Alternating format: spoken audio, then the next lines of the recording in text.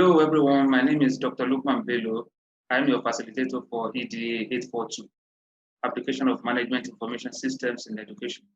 This is our first class, and here we are going to examine the concept of management and the concept of management information systems, the attributes of management information systems, and the basic objectives of management information systems. I believe the class will be very, very interesting to you. So let's go on to examine all these concepts together.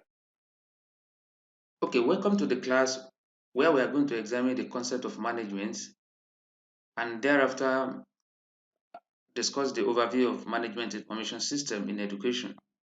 This is quite important as a stakeholder in education. You need to understand how computer and computer-related devices can be used to manage the educational system.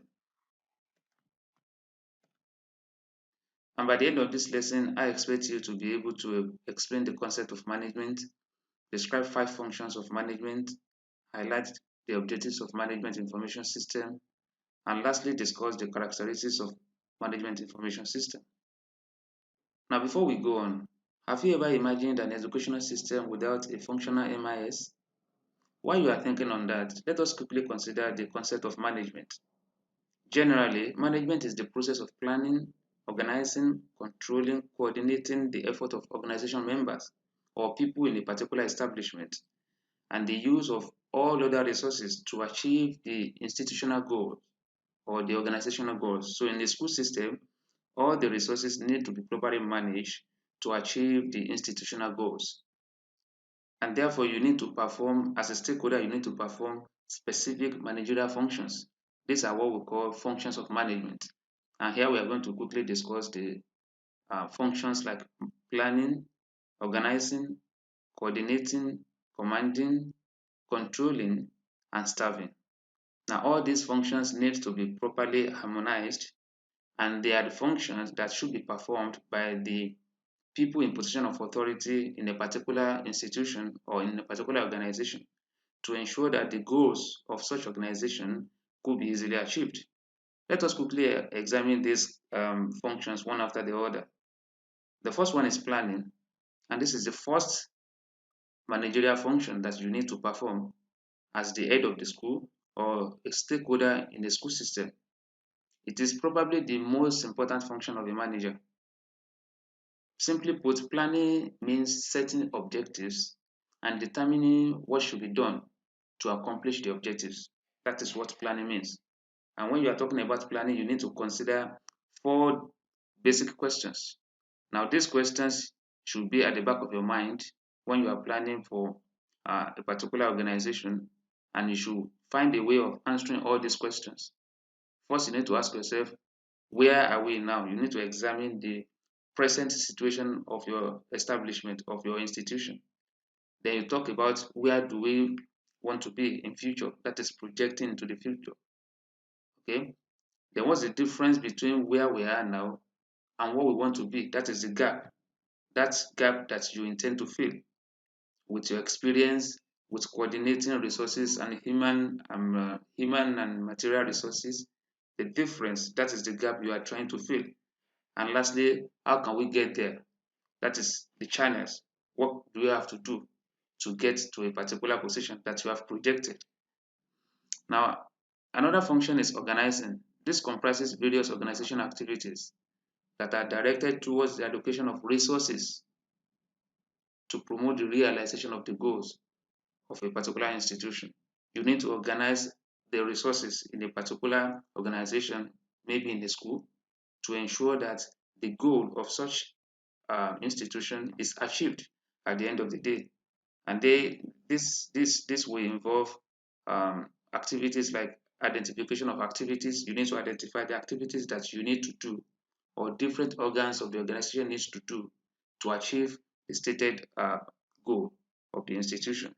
They need to talk about the classification of grouping of activities. You need to group people. You need to know about who will do this and what materials will they work with to achieve the objectives or to achieve the goal of your institution. Then you need to talk about the assignment of duties. You need to assign duties to different categories of people in your organization. Then you need to delegate authority. You don't have to be everywhere.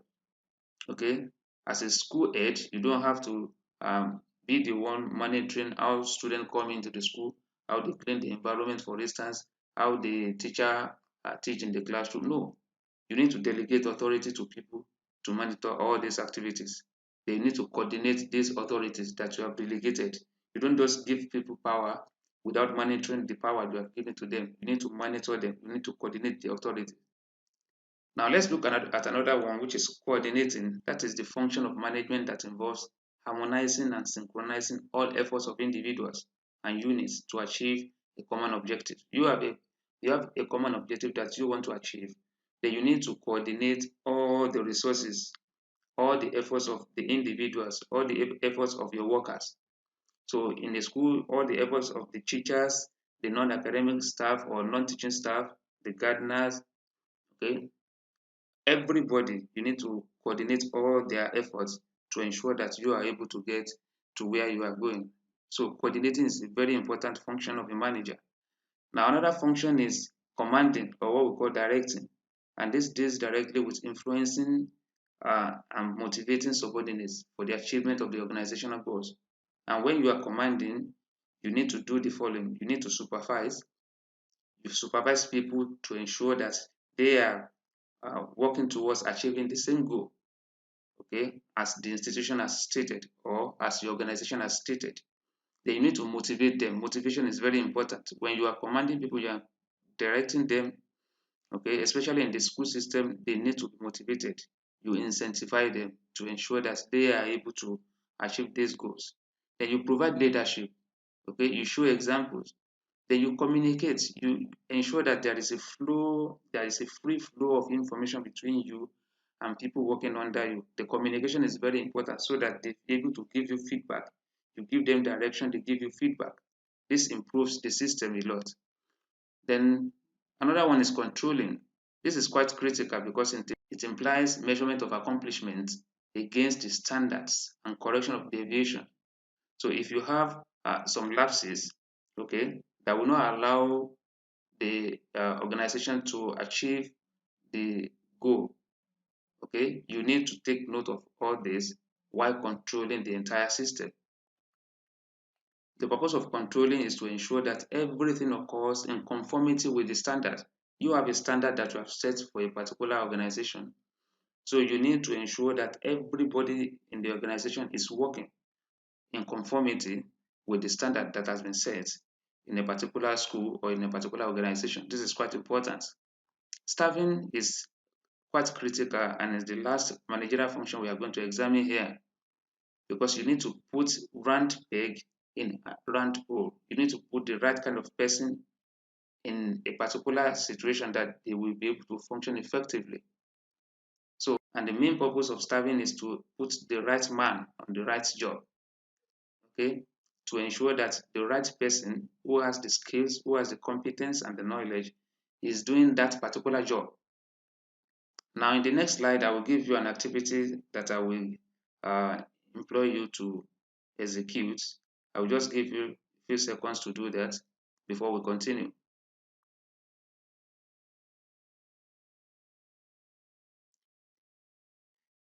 Okay, let's continue. Let's quickly look at the meaning of management information system. That is where we are going. We just considered the issue of the concept of management, which is a component of management information system. But here we are going to look at the meaning of management information system, really, because you need to understand how different resources could be used to gather data and give required information that will help in the realization of the goal of your institution. So management information system, or what we call MIS, is the combination of human and computer resources or computer-based resources that results in the collection, storage, retrieval, communication, and use of data for the purpose of efficient management of operations and for business planning. Look at this point very well. Management Information System (MIS) involves the collection, the storage, and retrieval of data. That means gathering data from the field in such a way that you will be able to turn this data into information that will lead to efficient management of your operation. So lastly, let's just quickly look at the characteristics of management information systems. It is usually directed towards management of an organization, either formal or informal, whether institutional or any other organization, for instance. The main characteristic of MIS is directed towards management of an organization. You are using all these computers and computer-related devices, the platforms, the ICT platforms, or any other tech devices, for instance, in an organization to ensure that the management of an organization or the management of an institution is improved. That is uh, one major characteristic of MIS. Another characteristic is data flow. Okay, MIS has common data flow. There should be a flow of data in an organization, and that will improve the decision-making process and will improve the rate at which you have access to information in an organization. Data form sources of input, while information serves as an output. That is what we are talking about. MIS has to do with gathering data from the field, and that serves as the input. And when this data is processed, it turns to information, and that information is the output. It's on this output that you base your decision on. You need this output, which is information, to make accurate decision in an organization. Also, MIS depends highly on database. You need to gather data from the field, from different sources, and that forms the database of MIS. And that is one major characteristic of MIS.